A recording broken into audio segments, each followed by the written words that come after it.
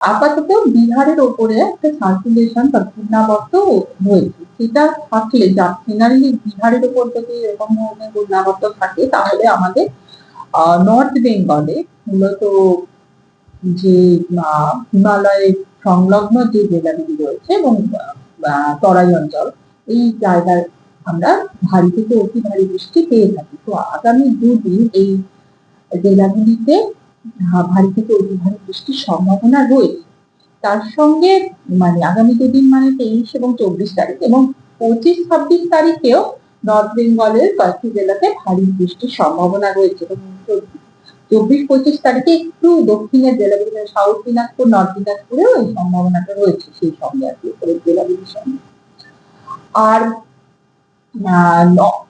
দক্ষিণবঙ্গের ক্ষেত্রে আজকে গাস্টি উইন্ড মানে দমকা হাওয়া সহযোগে পশ্চিমের জেলাগুলিতে ঝড় এবং বজ্রপাত সহ বৃষ্টির সম্ভাবনা আছে, হালকা থেকে মাঝারি বৃষ্টির সম্ভাবনা। এবং পশ্চিমের যে জেলাগুলিতে রয়েছে তারা ঝড়ঝড়টা সম্ভব, এগুলো মূলত হচ্ছে বীরভূম, মুর্শিদাবাদ, ওয়েস্ট বর্ধমান, পুরুলিয়া, বাঁকুড়া এই অঞ্চলটাতে, এবং কোথাও কোথাও দমকা হাওয়ার সম্ভাবনা 50 থেকে 60 কিলোমিটার পৌঁছানোর সম্ভাবনা রয়েছে। এবার আগামীকাল মানে 24, 25, 26 এই দিনগুলিতেও দমকা হাওয়া সহযোগে কোথাও কোথাও ভারী হালকা থেকে মাঝারি বৃষ্টির সম্ভাবনা রয়েছে দক্ষিণবঙ্গে। এবং 27 তারিখ থেকে আবার একটু মানে সব জায়গাতেই মানে সবকটি জেলাতেই বিক্ষিপ্ত ভাবে বৃষ্টির সম্ভাবনা রয়েছে, হালকা থেকে মাঝারি বৃষ্টির সম্ভাবনা রয়েছে বিক্ষিপ্তভাবে প্রত্যেকটি জেলাতে দক্ষিণবঙ্গে, এবং সঙ্গে দমকা হওয়ার সম্ভাবনা রয়েছে 27, 28 এবং 29 তারিখে। মানে এই সময় আবার একটু বৃষ্টির সম্ভাবনাটা বেড়ে যাচ্ছে।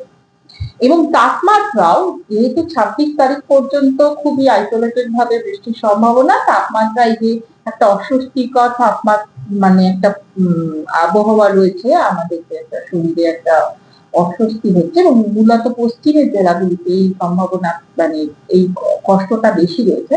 তো সেই কারণে এই 26 তারিখ অব্দি এই যে একটা অস্বস্তিকর পরিবেশ এটা থাকবে, তার জন্য হট অ্যান্ড হিউমিড ওয়েদারের সতর্কতা জারি আছে এই পশ্চিমের জেলাগুলির জন্য, মূলত মিদনাপুর, ঝাড়গ্রাম, পুরুলিয়া, বাঁকুড়া, এই ওয়েস্ট বর্ধমান এগুলো আগামী 26 তারিখে।